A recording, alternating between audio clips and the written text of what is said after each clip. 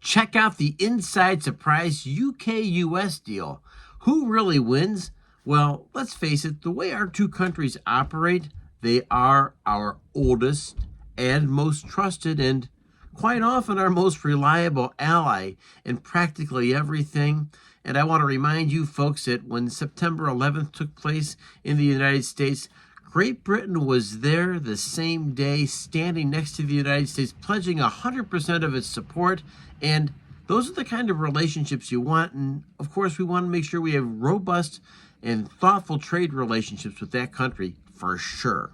Tech, tractors, and tea. The deal came fast, but who gets the better end of this trade deal between the UK and US? Well, the hidden camera headline, while the US-China summit made headlines, the UK underscored a rapid-fire trade deal with America. From AI to agriculture, this pact really reshapes Britain's post-Brexit path, and I think it's going to change things in a very positive way. And once again, if you're in the UK and you're seeing this, please comment below, because I'm always curious what our dear friends and our British cousins think of these types of deals. So what exactly does the deal look like? We know for sure there's been a slash in tariffs on UK dairy, beef, and farming equipment to the United States.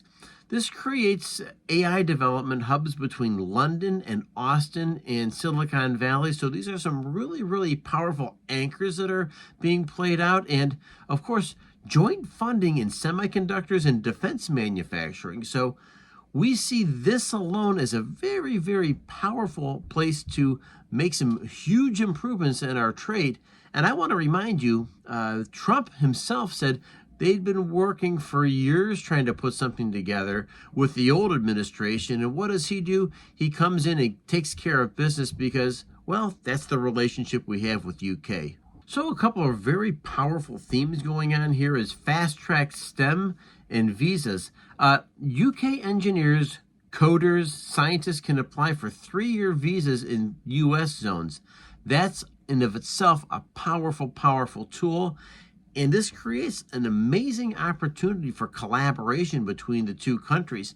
If I could better understand that, I think the UK is the only country outside of the United States that has trillion-dollar technology companies. And so with that, we're talking about doubling down on what these countries are good at and sharing ideas and building a sustainable, solid future moving forward.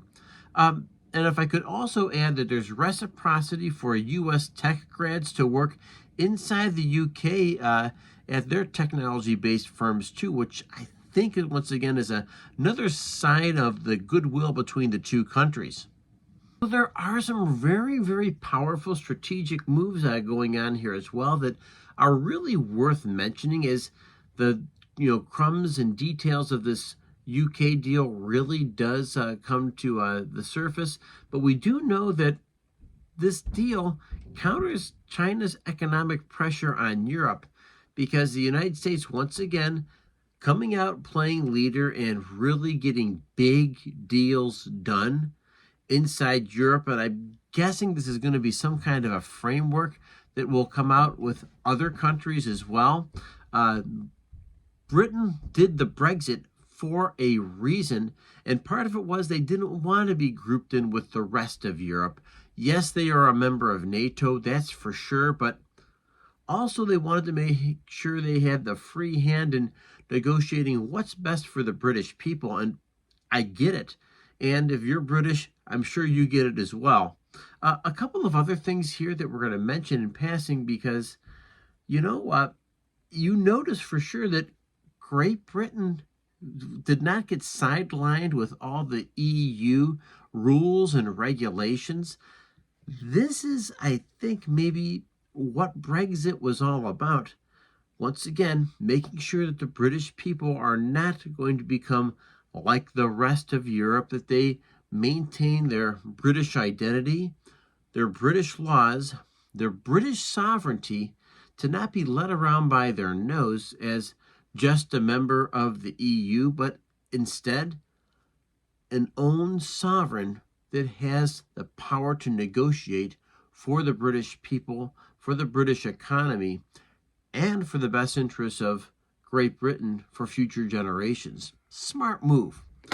I would be remiss if I don't mention something along Trump's Anglosphere type vision of, once again, we're talking about the Anglo-Saxon peoples of the world working together in full cooperation.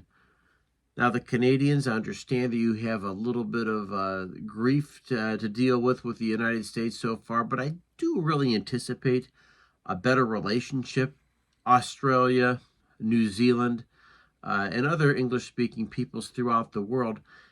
I get it, and I do think that Trump really does double down on that unique relationship that's existed between the English-speaking peoples of the world.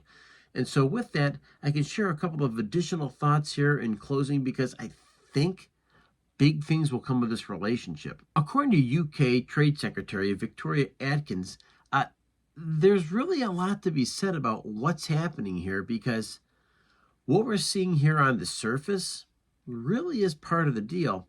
She said that we've signed the most powerful, future-forward deal with the United States in over a decade.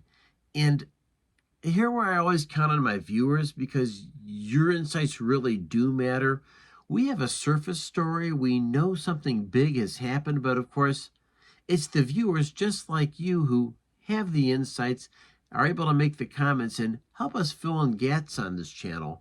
And with that, ladies and gentlemen, I want to thank you for all that you do. I thank you for joining me in this video. Remember, I publish daily and deliver right to your inbox. A like and a subscribe does wonders, and of course, it helps me feed Charlie as well. I'll catch you in the next video. Remember, folks, the biggest battle we fight is the one between our ears. Stay healthy and make sure you celebrate your victories on a daily basis, and I'll catch you next video. Thank you.